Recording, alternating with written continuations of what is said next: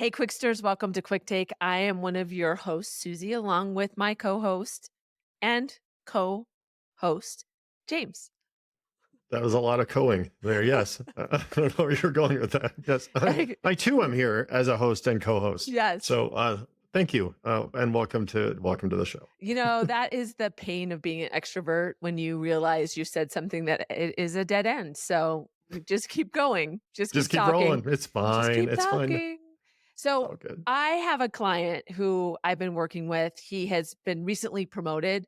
Great guy, good leader, really brings people up along with him. And what he realized and recognized, and kind of knew it before he was promoted, that his peer isn't as stellar of a leader as he is, and causes a lot of anxiety for the people on his team because he's not approachable.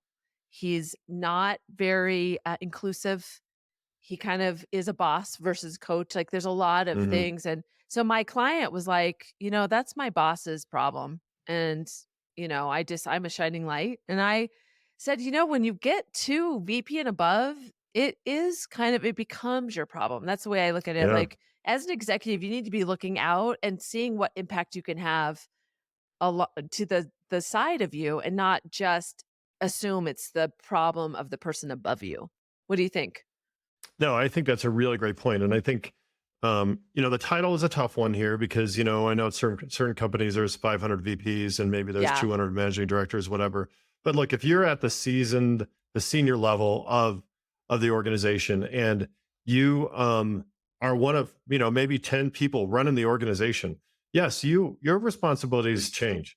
And you now Mhm. have a fiduciary responsibility. You have a ethical responsibility to affect change across the entire spectrum of the business. Yeah. You know, I know I've talked to leaders in that situation, and I say, look, if there's five of you running the company and one of you is ineffective, and so that means that 20% of your organization Yeah. is ineffective and you do nothing about it, then that you are culpable. You are now Yes. just as responsible for that situation as maybe the bad leader. So certainly, as you grow up in the ranks and you move up in your job, the hierarchy, it does address some of those issues. But at the end of the day, a lot of our leaders are at the top level of the company. You have a responsibility. You need to take a more assertive Mhm. action.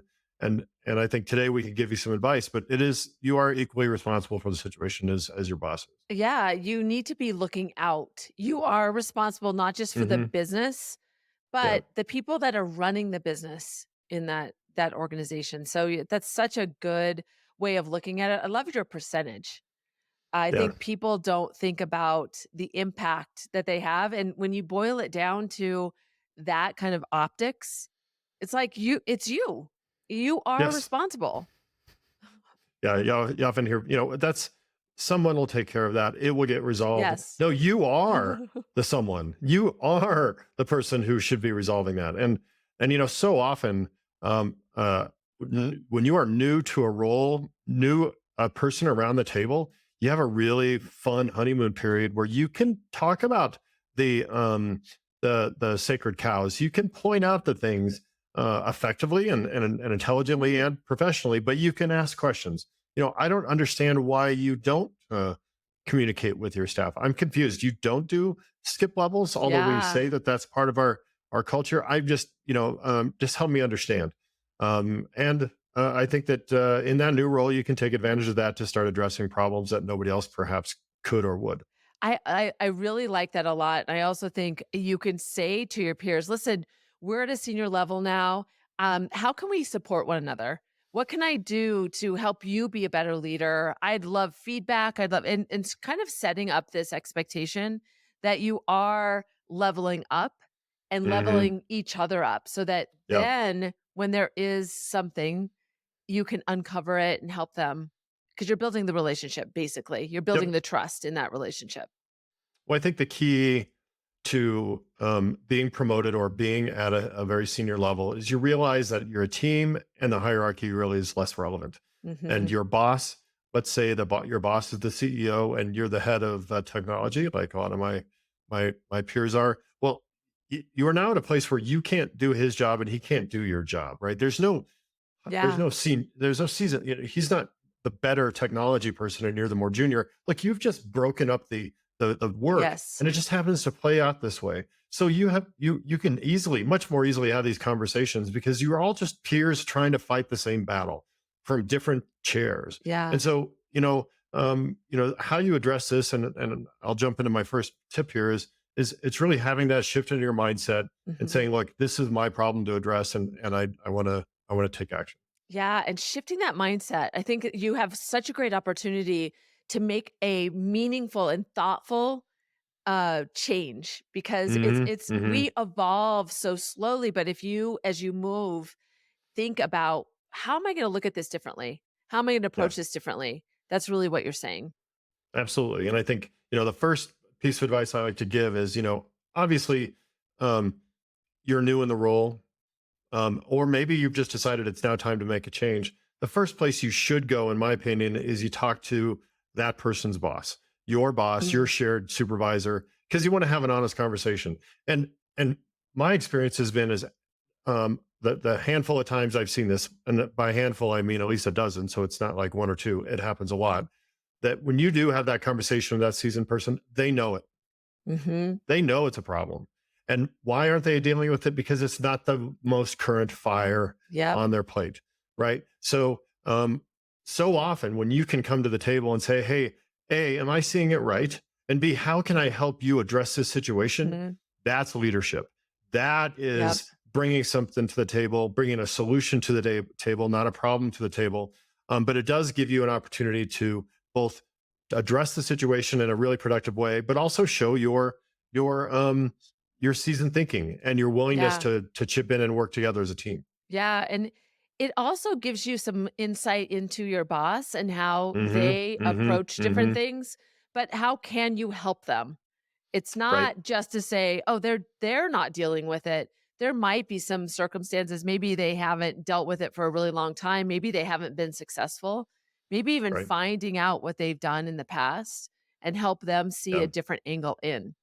There's so many ways that could go down, and I Yeah. think you're just best off trying to validate that situation. Um, anywhere from they disagree with you and they're a sacred cow, and you're going to have a challenge Yes. making any changes, all the way down to, gosh, I'm so desperately underwater. If you could take that off my plate, or at least be part of the solution, that would be amazing.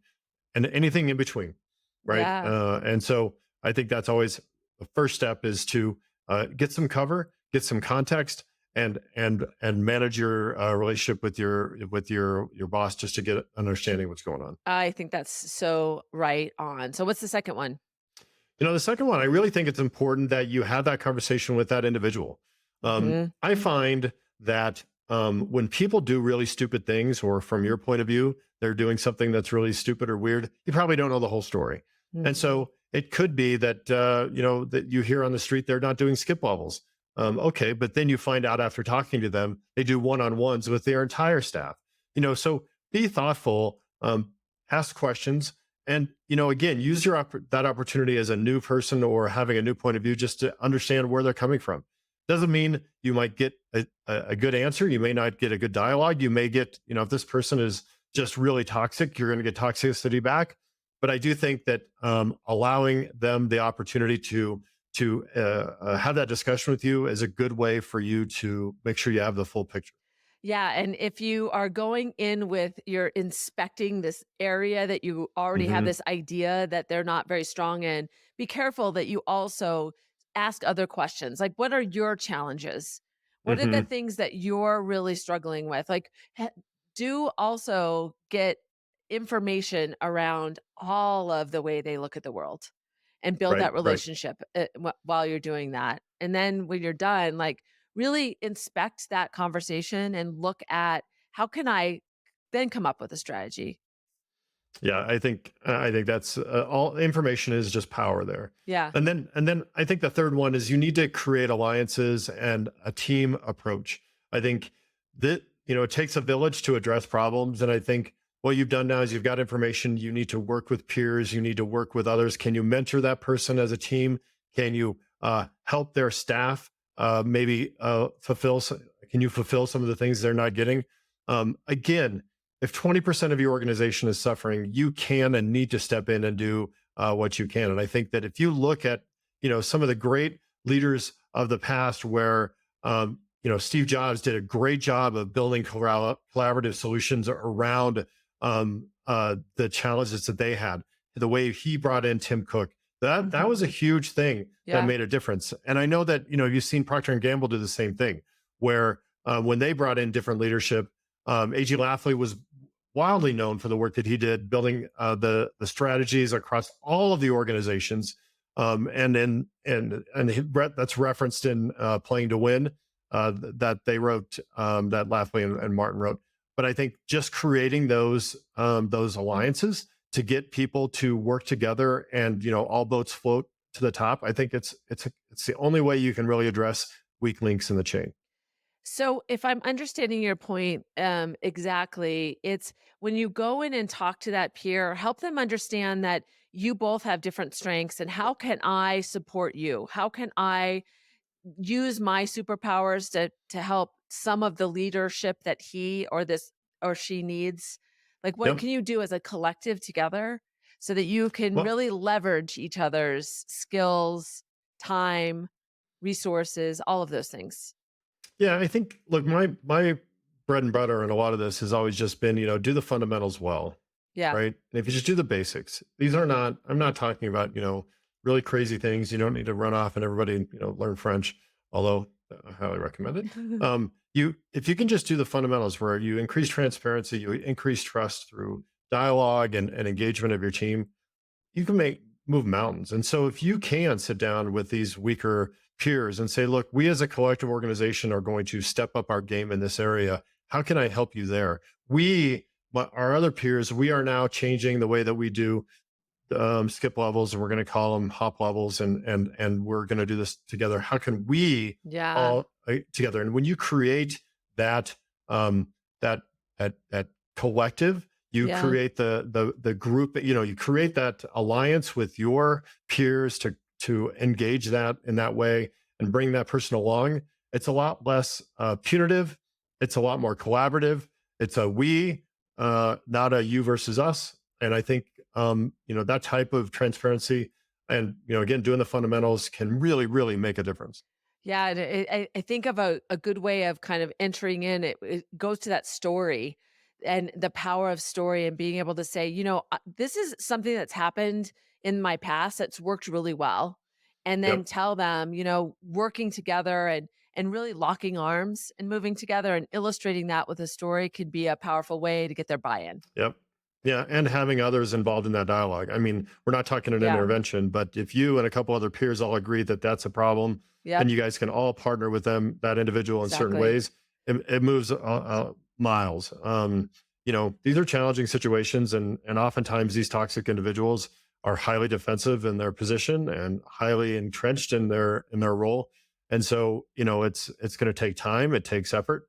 And But I think even the most toxic situations can be improved with these fundamental basic approaches to dealing with difficult people. Absolutely. All right, so give us the 3 tips once more. I want to recap, but I also want to reiterate probably the most important point, which is, we all deal and have dealt with toxic people, and there Yep, are individuals that are the weak links in your organization. But as a senior leader, a very senior leader, you have a responsibility to do something about it. yep, You can no longer say, I'm going to take my toys and stay away from that individual. You cannot build a big fence. You are responsible and to have you need to be held accountable for what your peers don't do. You as a team will set that culture, and having a blind eye towards a toxic peer at the most senior levels is not acceptable. exactly. So first and foremost, I think you need to create a dialogue with your boss, the CEO, the whoever, the leader of the company, to understand the situation and see if there's some backstory and information that you don't have. Second, I think you talk to the individual, you try to create a rapport so you can help influence them, help understand their situation. And then third, build alliances, create a broader cohort between your other peers to help bring that person up, create systems in which they can be successful and you can all be successful together. Because this is really about doing the fundamentals well And as a team, you're going to be stronger. I think you can really change an individual's perspective and approach if you work as a team. Yeah, so good. Such great tips.